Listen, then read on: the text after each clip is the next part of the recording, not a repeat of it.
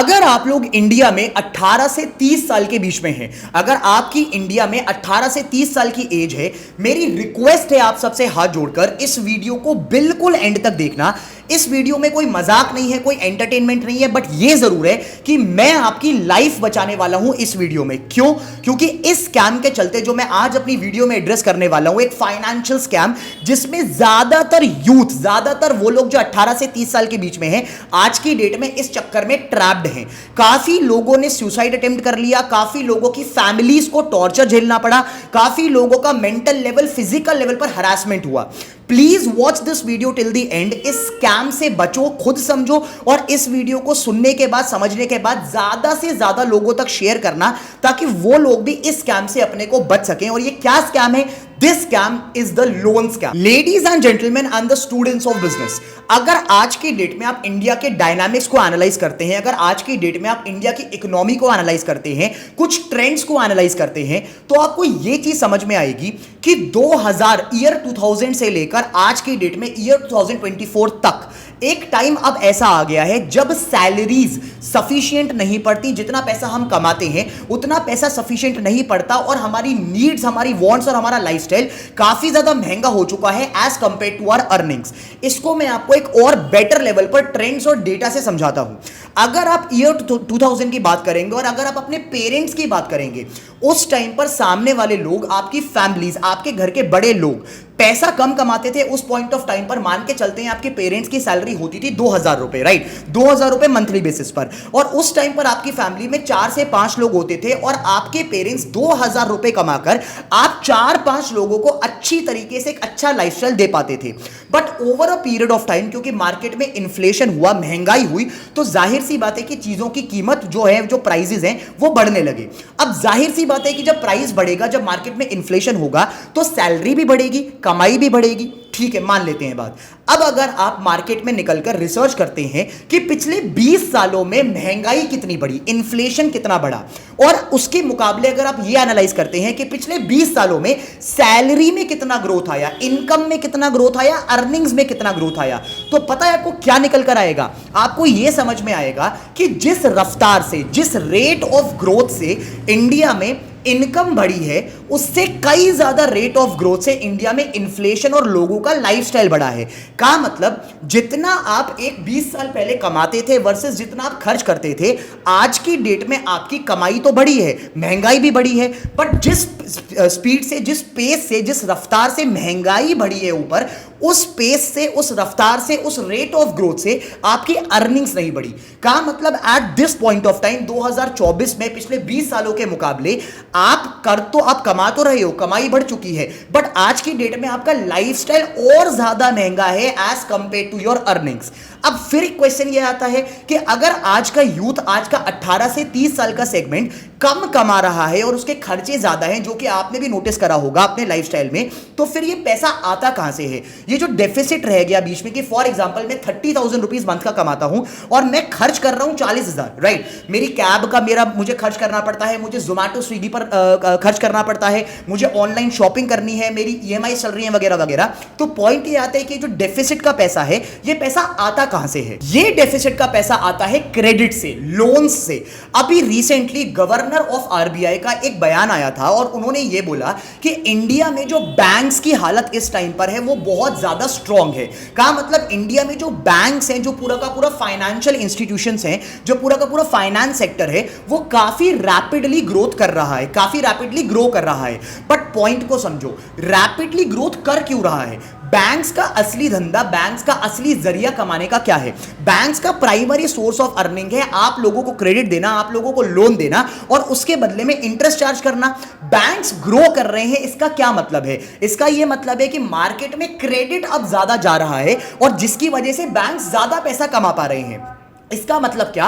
Baseline ये है कि आज की डेट में हमारी अर्निंग्स उतनी नहीं है, हमारे खर्चे ज्यादा हो चुके हैं। इस डेफिसिट को पूरा करने के लिए हम ले रहे हैं बैंक्स और काफी सारे फाइनेंशियल इंस्टीट्यूशन से लोन्स, क्रेडिट, और इसके चक्कर में हमारी पूरी लाइफ, हमारी यूथ की लाइफ एक क्रेडिट के सेगमेंट में, क्रेडिट के लूप होल में फंसती जाती है। और आज की डेट में यही हो रहा है, हर दूसरे इंसान की, हर दूसरे यूथ की ईएमआई चल रही हैं, उन्होंने आलतू फालतू का एक्सपेंडिचर करा हुआ है। किसी ने भाई साहब मोबाइल फोन्स खरीदे हुए हैं, किसी ने लैपटॉप लैपटॉप ईएमआई पर खरीदा हुआ है, पर पॉइंट ये है कि हर कोई ईएमआई के ट्रैप में फंस चुका है।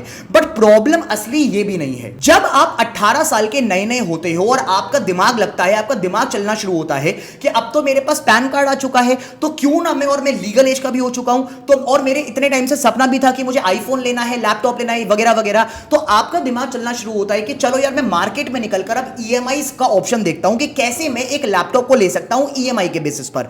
आप जाते हो बैंक कि भाई मुझे लोन दे दो, मुझे क्रेडिट कार्ड दे दो, बट जाहिर सी बात है कि बैंक्स कभी भी एक ऐसे इंसान को केटर नहीं करते जिसका क्रेडिट स्कोर ज्यादा नहीं है, जो कमा नहीं रहा, वगैरह वगैरह, ये आप सबको पता है, राइट? तो अब आपके पास एक ऐसे इंसान के पास जिसको बैंक से, एनबीएफसी से, नॉर्मल कंपनी से पैसा नहीं मिला, क्रेडिट कार्ड नहीं मिला, उसके पास अब एक ऑल्टरनेटिव निकल कर आता है जो कि है आजकल की loan applications.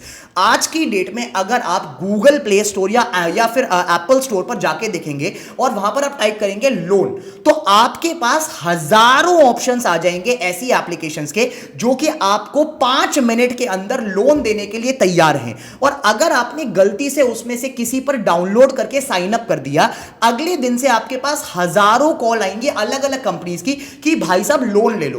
But the thing is, ये सब इतनी आसानी से आप लोगों को लोन देना क्यों चाह रहे हैं? जब बैंक्स ने आपको मना कर दिया, जब बैंक्स ने आपको ये बोला क्योंकि अभी आप बच्चे कमा नहीं रहे हो, आपकी अर्निंग्स इतनी ज्यादा नहीं है, और वो बहुत एक वैलिड स्टेटमेंट है, राइट? आप कमा नहीं रहे, आपकी अर्निंग्स इतनी ज्यादा नहीं है, आपका क्रेडिट स्कोर इतना अच्छा नहीं है, तो इसके बावजूद बैंक तो लोन नहीं दे रहा, बट इसके बावजूद ऐसा कैसे हो रहा है कि ये सारी लोन एप्स आपको इतना भर भर कर लोन दे रही हैं और आप लोन ले भी रहे हो? Well, this is exactly the scam जिसकी मैं आज बात करने वाला हूं। इंडिया में आज की डेट में हजारों लोन एप्स मार्केट में आ चुकी है। ये आप खुद वेरीफाई कर सकते हैं इस बात से कि अगर आप प्ले स्टोर पर जाकर लोन वर्ड लिखेंगे तो आपके पास हजारों ब्रांड्स आ जाएंगे जो कि आपको लोन देना चाह रहे हैं। अब होता क्या है कि 18 से 30 साल की जो एज है, that is a very very vulnerable age, और अगर ऐसे इंसान को कहीं से बैंक से पैसा नहीं मिल रहा तो उसको तो आईफोन खरीदना है। वो जाहिर सी बात है कि इन ऐप से पैसा लेगा और इन ऐप्स पर लोन के लिए अप्लाई करेगा, क्रेडिट के लिए अप्लाई करेगा, और कहीं ना कहीं से वो पैसा ले लेगा इस उम्मीद में कि यार पैसा तो चुका ही देंगे। Well, this is exactly the starting point of this scam. पहली बात तो ये कि इंडिया में ज्यादातर जो लोन एप्स आपको इस टाइम पर मार्केट में दिखाई देती हैं, दे आर एक्चुअली फेक। इसका क्या मतलब है? इंडिया में अगर आपको लोन्स और क्रेडिट के धंधे में एंटर करना है तो आपको एक एनबीएफसी का लाइसेंस चाहिए होगा, और वो एनबीएफसी का लाइसेंस ऐसे नहीं मिलता। All the NBFCs in India are highly regulated by the Reserve Bank of India, और इसके ना बहुत सारे क्राइटेरिया हैं कि आपकी 10 करोड़ की नेटवर्थ होनी चाहिए। उस एनबीएफसी कंपनी को बनाने के लिए आपकी flotation cost is around 20-25 lakh वगैरह वगैरह, ठीक है? बहुत मेजर ऑडिट्स हैं, उसके पता नहीं क्या क्या फॉर्मेलिटीज हैं। तो लोन कंपनी को स्टार्ट करना इतना आसान काम नहीं है कि आपने सोचा और अगले दिन आपने कंपनी स्टार्ट कर ली। इसी की वजह से, क्योंकि आरबीआई को पता है कि ये धंधा कितना वल्नरेबल धंधा है, तो आरबीआई ने इतनी स्ट्रिक्ट गाइडलाइंस बनाई हुई है लोन कंपनीज के लिए। बट प्रॉब्लम ये आती है कि जब जितनी कंपनीज आप मार्केट में देखते हो, उतनी सारी कंपनीज एक्चुअली में रेगुलेटेड है ही नहीं। They are actually not NBFCs, they are not even companies. उन्होंने मार्केट में कुछ नहीं करा, उन्होंने मार्केट में एक एप्लीकेशन बना दी आपको फंसाने के लिए, और उन्होंने अपना धंधा लोन्स का स्टार्ट कर दिया। अब प्रॉब्लम यह है कि सर एक बात बताओ, जब मेरे हाथ में पैसा आ गया तो फिर दिक्कत क्या है? अब सुनो दिक्कत क्या है। पहली बात तो मैंने आपको बताया कि ज्यादातर कंपनीज एक्चुअली में लीगल नहीं है, उनके पास लाइसेंस नहीं है एनबीएफसी के तरीके से काम करने का। अब क्योंकि इन लोगों के पास एनबीएफसी का लाइसेंस नहीं है, they are not actually NBFCs, तो इनके जो बिजनेस ऑपरेशंस है ना, वो भी एक्चुअली में गवर्नड नहीं है, वो भी लीगल नहीं है। अब इसका क्या मतलब है?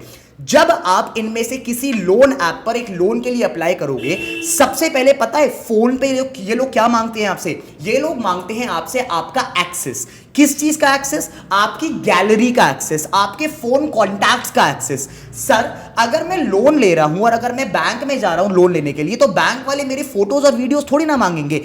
एग्जैक्टली यही चीज तो सोचनी है कि जब आप एक लोन ऐप पर लोन अप्लाई कर रहे हो तो ये लोग आपके कॉन्टैक्ट्स की लिस्ट क्यों मांग रहे हैं, आपके फोटोज और वीडियोस को क्यों मांग रहे हैं? इसका आंसर ये है कि ये लोग आपको आने वाले टाइम में, जब आप अगर डिफॉल्ट करोगे और डिफॉल्ट नहीं भी करोगे, तो आपको ब्लैकमेल करना शुरू करेंगे, आपको मेंटल लेवल पर टॉर्चर करना शुरू करेंगे। और पता है टॉर्चर कैसे होता है, ये लोग आपके फोटोज और वीडियोस का एक्सेस ले लेते हैं मोबाइल से। जब आपने उनके ऐप पे अप्लाई किया था तो इन लोगों को आपकी गैलरी का एक्सेस मिल गया। ये आपकी थोड़ी सी वल्नरेबल फोटोज एंड वीडियोस को यूज करेंगे आपको ये बोलने के लिए कि मेरे भाई ज्यादा पैसा चुका, जल्दी चुका, टाइम से पैसा चुका, नहीं तो मेरी तेरी जो वल्नरेबल फोटोज है, सेंसिटिव फोटोज और वीडियोस हैं, उनको मैं मार्केट में लीक कर दूंगा। पहला तरीका। दूसरा तरीका, ये लोग क्या करते हैं, ये लोग बेसिकली ये बोलते हैं कि मेरे पास आपके कॉन्टैक्ट लिस्ट का एक्सेस है, अगर आपने गलती से कोई ईएमआई पे नहीं करी या अगर आपने ज्यादा पैसा नहीं दिया हमें, जितना पैसा मैंने मांगा अगर आपने वो पैसा मुझे नहीं दिया, तो मैं आपके कॉन्टैक्ट्स को कॉल करके शुरू करूंगा बोलना और मैं आपकी इमेज खराब करूंगा। मैं आपके दोस्तों को कॉल करके बोलूंगा कि इस बंदे ने पैसा नहीं दिया है, इस बंदे से बोलो पैसा दे दे, नहीं तो मैं इसकी फैमिली को और इसको परेशान करना शुरू करूंगा। तो these loan applications basically hamper your image in the market in front of your family, your friends and the entire contact list. ये थी दूसरी बात। अब सुनो तीसरी बात। अगर आप लोग इंडिया में आरबीआई के रेगुलेशंस के अंडर काम करेंगे तो आरबीआई ने यह भी स्पेसिफाई करा हुआ है कि एक एनबीएफसी कस्टमर से मैक्सिमम इंटरेस्ट रेट कितना चार्ज कर सकती है। बट क्योंकि इसमें से ज्यादातर लोन एप्स रेगुलेटेड नहीं है, लाइसेंस्ड नहीं है, ये लोग आपसे बहुत गलत तरीके से इंटरेस्ट चार्ज करते हैं। The interest that they charge are actually very high as compare to the standards, as compare to the legal regulations. Plus इनकी प्रोसेसिंग फीस जो लेते हैं वो भी गलत है। प्लस काफी बार तो ऐसा भी हुआ, जब मैंने कमेंट्स पढ़े अपने अलग अलग वीडियोस पर, मुझे यह बताया गया कि सर हमने पूरी ईएमआई चुका दी, हमने एक एक रुपया पे करा है एंड तक, स्टिल कंपनी ने कोई एनओसी इशू नहीं करा, नो ऑब्जेक्शन सर्टिफिकेट इशू नहीं करा, और कंपनी सारा पैसा चुकाने के बाद भी आज तक मेरे से और एक्स्ट्रा पैसा डिमांड कर रही है। इसका सीधा मतलब यह कि कल को अगर आपने लोन ले भी लिया और अगर आपने वो लोन पूरा का पूरा पे बैक कर भी दिया, तब भी आप इसी ट्रैप में फंसे रहोगे, क्योंकि उन कंपनीज के पास आपकी फोटोज हैं, वीडियोज हैं, कॉन्टैक्ट लिस्ट है, और वो कंपनी आपको बार बार बोल सकती है कि मुझे और पैसा दे, नहीं तो मैं इसको लीक कर दूंगा। और आपको सुनने में ये मजाक लग रहा होगा, but this is the reality of the entire system that is happening. कितनी सारी बातें मैंने अभी आपको बताई कि पहली बात ये कंपनीज लाइसेंस नहीं है, दूसरी बात ये कंपनीज आपके फोटोज और वीडियोज का एक्सेस लेके आपको मैनिपुलेट करती हैं, आपसे हाई इंटरेस्ट रेट चार्ज करती हैं, सारा पैसा भर भी दोगे तो भी आप लोगों को बार बार और पैसा देने के लिए बोला जाएगा। This is a major scam जो कि मार्केट में चल रहा है, और इसकी वजह से कई सारे लोगों ने सुसाइड कर लिया, क्योंकि उन लोगों के घर पर गुंडे आ जाते हैं, लोग आ जाते हैं, इनकी रिकवरी टीम्स आ जाती हैं कि भाई साहब हम तो पैसा निकाल के रहेंगे आपसे, चाहे कुछ भी हो जाए। और इन लोगों को जो बोरोवर्स होते हैं, जो पैसा बोरो करते हैं, इनको इतना मेंटल और फिजिकल टॉर्चर झेलना पड़ता है कि इसकी वजह से काफ़ी लोग डिप्रेशन में चले गए, काफ़ी लोगों ने सुसाइड अटेम्प्ट कर लिया, काफ़ी लोगों को अपना घर छोड़ के जाना पड़ा, क्योंकि उनके फैमिलीज में, उनके मोहल्ले में उनकी इंसल्ट्स हो गई थी जब ये रिकवरी टीम घर पर आई थी। तो मेरी ना रिक्वेस्ट है आप सबसे, सीधी बात है यार, अपने लाइफस्टाइल को ना इतना मेंटेन करो कि जो आपकी अर्निंग्स हो रही हैं उसके मुकाबले आपका बैलेंस आउट हो सके। ये जो इस टाइम पर ट्रैप आउट हो चुका है ना, जो हमारी यूथ इस टाइम पर फोकस फेस कर रहा है कि आप लोगों की अर्निंग्स उतनी नहीं बढ़ रही, बट आपका लाइफस्टाइल उस हिसाब से बढ़ रहा है, क्योंकि मार्केट में ब्रांड्स इतने आ चुके हैं। हमारे पास जोमैटो है, स्विगी है, ओला है, उबर है, हमें हर ब्रांड पर खर्चा करना है, ऑनलाइन शॉपिंग करनी है, सब कुछ करना है, और अल्टीमेटली फिर पैसा कम पड़ता है, और पैसा आता कहां से? इन एप्लीकेशन से। फिर आप वो उसी साइकिल में फंस जाते हो, अल्टीमेटली आप इस साइकिल से निकलते हो डिप्रेस्ड होकर। मेरी रिक्वेस्ट है आप सबसे, please avoid loans and these loan applications to as much extent as possible. Life में कभी इन लोन एप्स की स्कीम में मत फंसना, चाहे आपको कितना ही इजीली ये लोग पैसा दे रहे हो, क्योंकि अल्टीमेटली आप बहुत बुरी स्टेट में इस चीज से निकलने वाले हो। अब आप सबसे मेरी एक रिक्वेस्ट है, आप में से जो लोग इस वीडियो को यहां तक देख रहे हैं, प्लीज अपने इनसाइट्स मुझे नीचे कमेंट में शेयर करो, ताकि हम सबको इस चीज से हेल्प मिले, आपके एक्सपीरियंस से सीखने का मौका मिले। कमेंट करके बताओ कि आपने जब लोन एप्लीकेशन से लोन लिया तो आपका क्या सिनेरियो रहा उस पॉइंट ऑफ टाइम पर, ताकि हम सब लोग उस चीज से सीख सकें। आपको क्या प्रॉब्लम्स फेस करनी पड़ी, क्या क्या ऐसी चीजें हैं जो हम सब ध्यान रख सकते हैं लोन्स को लेते टाइम। आप लोगों को क्या प्रॉब्लम्स फेस करनी पड़ी और आपके हिसाब से कौन से ऐसे ब्रांड्स हैं, आप नाम लिख के दो मुझे कमेंट सेक्शन में, ताकि हम सब लोग उन चीजों से अवेयर रह सके। Please comment down below your insights and your analysis about this entire case study, ताकि इंडिया की यूथ जब वो कमेंट्स पढ़े तो हम सबको उन कमेंट से हेल्प मिले। अगर ये वीडियो पसंद आई और अगर ये वीडियो वैल्यूएबल लगी, रिक्वेस्ट है मेरी कि please hit the like button, तभी ये एल्गोरिदम काम करेगा और ये वीडियो इंडिया की जनता तक और प्रमोट होगी और सबको ये चीज देखने का मौका मिलेगा। अगर आपको ऐसी ही business case studies, value driven case studies और देखनी है, please subscribe to the channel, hit the bell icon, ताकि आपको रेगुलर नोटिफिकेशंस मिल सके हमारी सारी बिजनेस केस स्टडीज के। This was Shaurya Kaushik signing off from today's video. I'll see you guys in another case study very soon. Till then, stay tuned. Take care. Bye bye.